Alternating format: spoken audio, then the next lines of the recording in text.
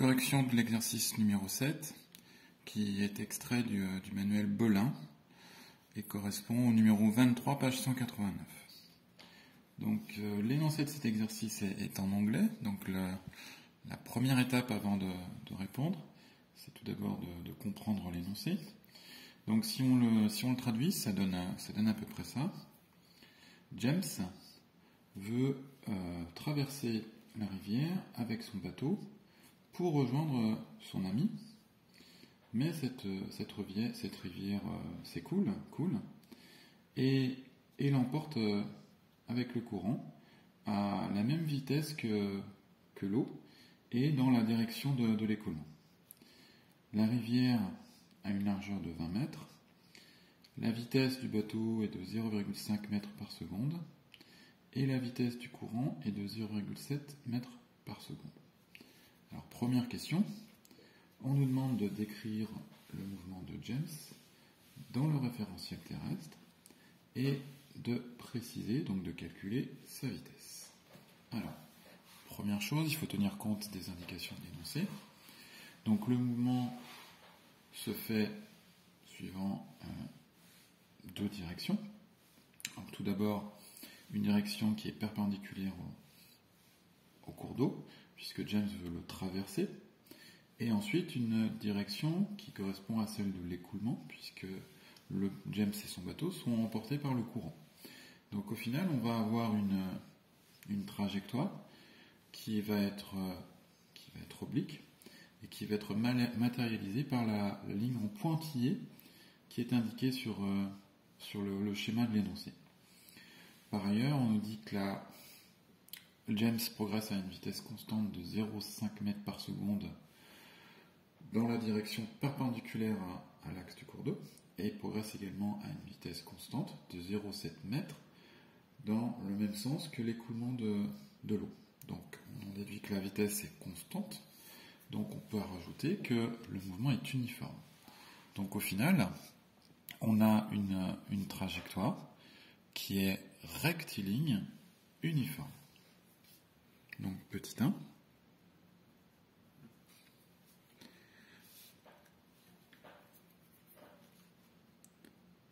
Le mouvement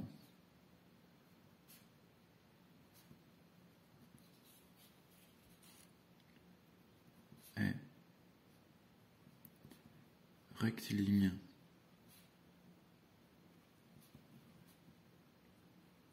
uniforme, et on peut préciser que sa direction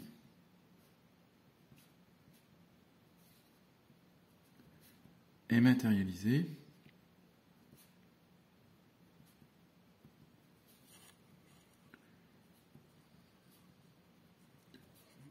par la ligne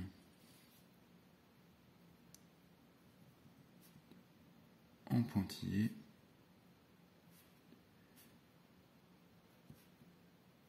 du schéma de l'énoncé. Alors, on a répondu à la première partie de la question 1.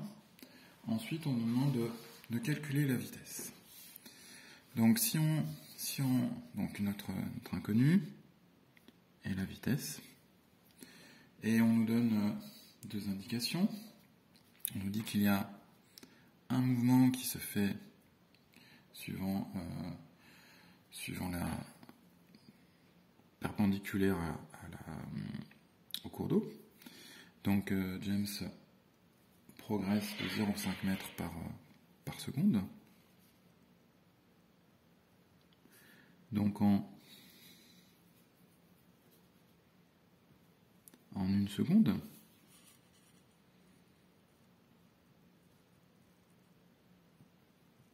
eh bien, ça veut dire,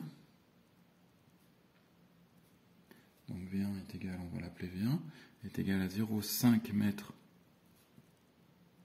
par seconde. Donc en une seconde, eh bien, il parcourt, suivant la transversale, une vitesse, D1 est égal à V1 fois delta t, c'est-à-dire 0,5 fois 1, c'est-à-dire 0,5 mètres. Ensuite, le mouvement se fait également dans la direction de l'écoulement.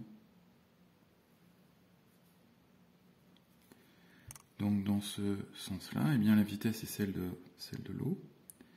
V2 est égal à 0,7 mètres par seconde.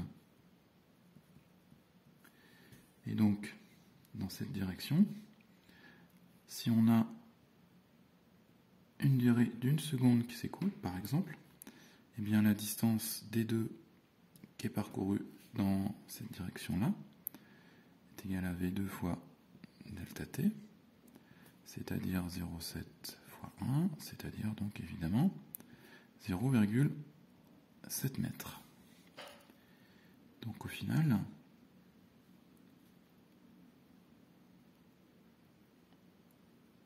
le déplacement total est celui-ci. Et donc, si l'on veut calculer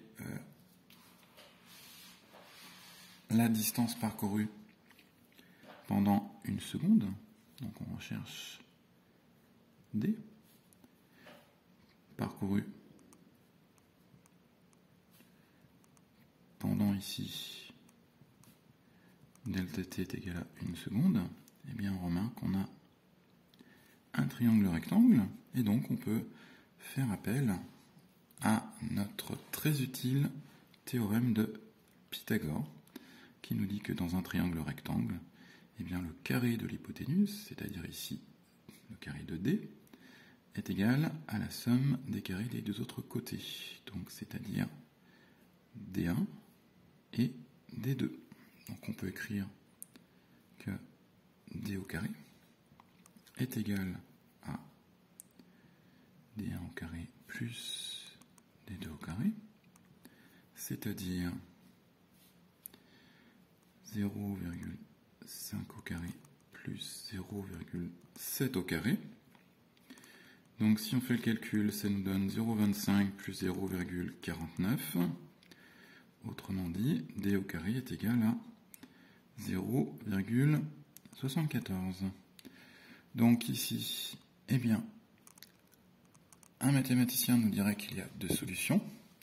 D est égal à racine de 0,74, ou D est égal à moins racine de 0,74. Donc évidemment, on calcule une distance qui ici est positive. Donc la seule solution qu'on retiendra, ce sera D est égal à racine de 0,74. Donc si l'on fait le calcul, eh bien on obtient au final D est égal à 0,86 mètres. Donc ce qui nous permet eh bien, de calculer la vitesse au cours de ce mouvement global. V est égal à D sur delta T. Dans l'exemple qu'on a pris ici, là, la durée considérée est de 1 seconde. Donc V est égal à 0,86 sur 1. Autrement dit, V est égal à 0,86 mètres par seconde. Donc c'est la réponse à la question. James et son bateau se déplacent dans le référentiel terrestre à une vitesse de 0,86 mètres par seconde. Alors, il nous reste une deuxième question. Petit 2.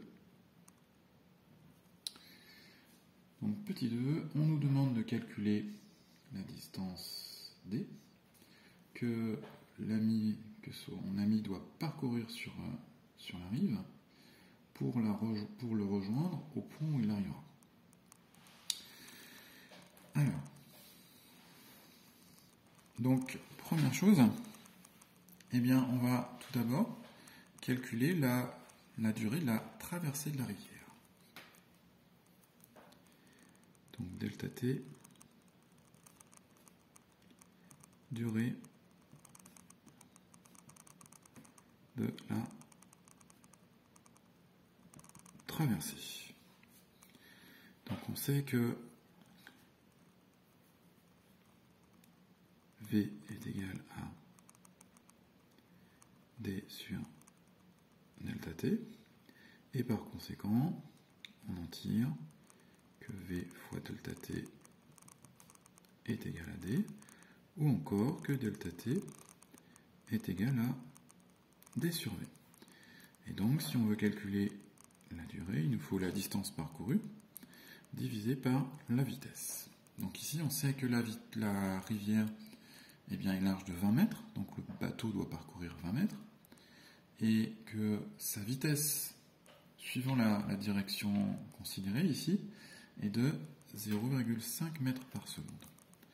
Donc par conséquent, delta t est égal à 20 sur 0,5, et on obtient donc que delta t est égal à 40 secondes. Donc la durée de la traversée est de 40 secondes. Donc à partir de cette durée, on va pouvoir calculer la distance parcourue dans le sens du courant, qui va correspondre à la distance également que va devoir parcourir l'ami de James. Donc